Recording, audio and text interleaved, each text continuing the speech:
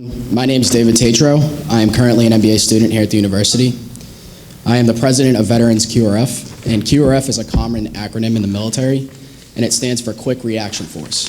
The Quick Reaction Force is the backup when it's needed most overseas in a combat environment for Americans outside of the wire.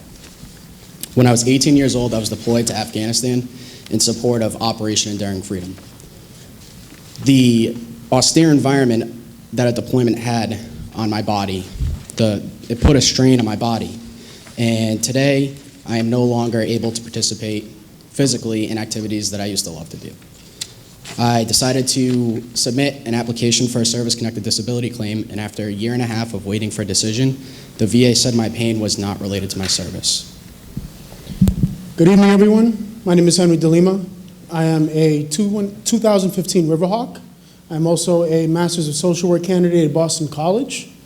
And I'm also a veteran of the U.S. Army with 18 years of service who is recently retired.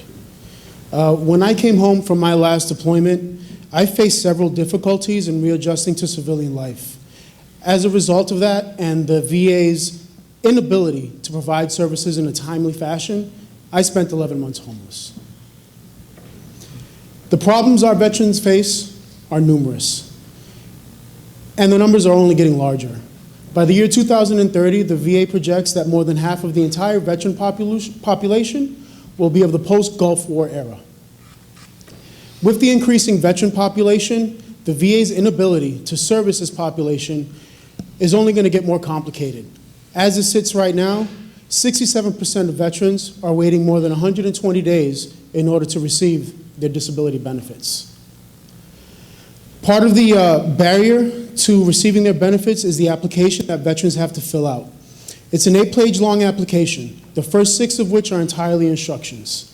At the end of the application, the very last page, veterans are expected to self-diagnose any physical and mental health conditions that they may have and then submit that claim forward to the VA.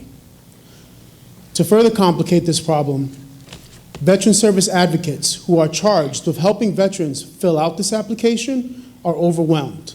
They can't keep up with the work.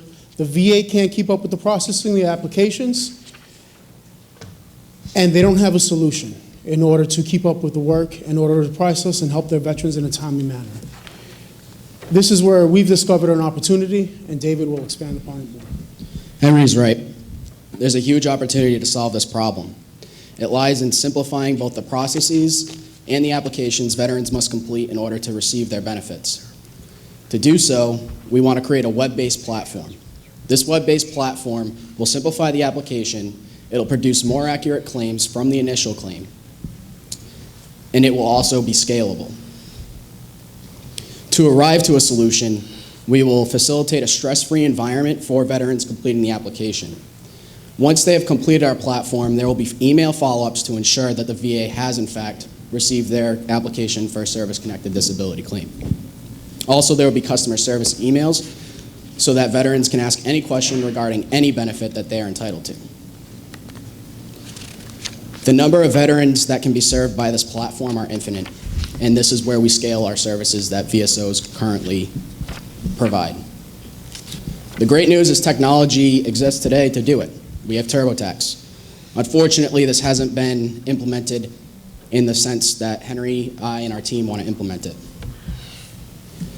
To grow our platform, we want to start here at the University of Massachusetts Lowell, home to over 1,600 veterans, one of the largest veteran populations in the Commonwealth. Once successfully launching a beta testing platform, we will then discuss moving through the Northeast and eventually the entire United States. If Veterans QRF receives funding from Difference Maker, we will use it primarily for phase 1 of our development, and while doing so, we will be exploring options to grow our organization. To quickly recap our idea, the problem is veterans are currently underserved in this nation. The opportunity to solve this is not just an opportunity, it's essential. The solution is a simple solution to a large problem, and the resources received from Difference Maker will go to launching this platform and making everything possible. You can find more information about us on our website. You can contact us at our customer service email, and if you have any other questions regarding this presentation, we'll be happy to answer them. And Terry, Brian, come up.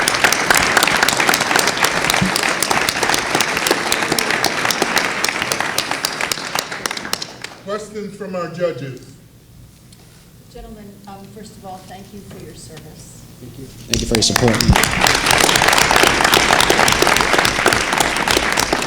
I'm wondering about how this platform will interface with requirements of the government and how easy or difficult that will be in order for there to be an acceptance of that interface. Great question. We've given this a lot of thought. So these advocates that I spoke of earlier, the veteran services advocates, they are already complying with all of the VA's regulations, any HIPAA regulations that are applicable. The only problem is that they're doing this application the old-fashioned way, pardon the expression, but they're hand jamming it and either mailing it or faxing it to the VA. In 2016, this seems absurd. So in terms of actually meeting the compliances for the VA, if we work with the veteran service organizations, that's just something that we won't have to worry about. Our real focus is making this platform easily accessible, both for the veteran and the veteran services advocates, and easily navigable. Avoiding something. Yeah, and also hopefully we'll be able to avoid any of the common confusions and missed errors in the application itself. Yeah, one of the problems, as you probably know, is the wait time from the time the veteran tries to apply to the time the VA finally acknowledges him. Will your concept speed that time so that they won't have to wait as long? So veterans are already waiting even before they walk into the VA. Right. The application is confusing. It does take a long time to fill out. A lot of veterans are dismayed by the application. They just simply turn away, and they never even bother trying to receive their benefits. This application really is step one, and it is the way you walk into the door of the VA. So are we fixing the problem of the backlog? No. Our goal is to actually increase that backlog and bring more attention to the VA, because this problem has not been solved. There are veterans not even taking advantage of their benefits because they don't want to do this. Okay, thank you. Yeah. First of all, kudos to you for going after this problem, which is a huge one. Thank you. I'm wondering if you've thought about the possibility of licensing, taking this. I'm thinking of the front end. You mentioned TurboTax, and yeah, I know that's got a good user front end. It works very well. But boy, I could imagine this, paired up with Alexa, Siri, or one of the voice-activated kind of thing where they could have a conversation with an adaptive system behind it, which would, kind of understand the confusion that the veteran was having in filling out this form, and that put that user interface on top of it. Too much for you guys to do, but it would be certainly something that you could partner with one of those providers. We've actually been exploring our options in growing. We've explored the options of acquiring a patent and licensing to the VA with a back-end user section that would sort the information for them.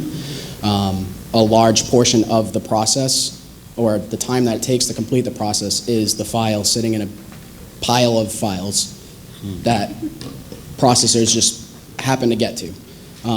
And when they get that, there's a stack of papers of someone's medical history from the military that has to be sorted through. So if we can sort that for them, if the VA would allow us to go in with them on that, then that's something we could explore.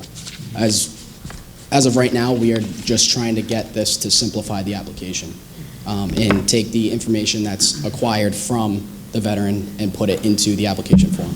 If I could just add to that also, the veteran advocates that I spoke of earlier, they're already doing a lot of this work of sorting this application so that when they send the additional information that the VA requests from the veteran, these advocates can send it in a way that they know that the VA will be able to, at the very least, hopefully organize it and sort through it and read through it in a fashion that's more equitable for the veteran. And to David's point, the ideal scenario is a partnership with the VA through some sort of licensing agreement maybe, where we can expand this product. Yeah, they're under such pressure right now. Absolutely. They may welcome this kind of technology. Absolutely. they're Absolutely. hard to partner with, you know, and I mean, Well, that's why I went for one of the typical private government- sector. They're very hard to partner with, suppliers. and we've sought advice already from a couple individuals connected in the Commonwealth with the Department of Veteran Services. And their advice to us, as great as this idea is, because it's still its idea, the government doesn't fund ideas. No, Right. They need a 1.0, and this is where you come in. thank you. Great job. I'm done. Thank you.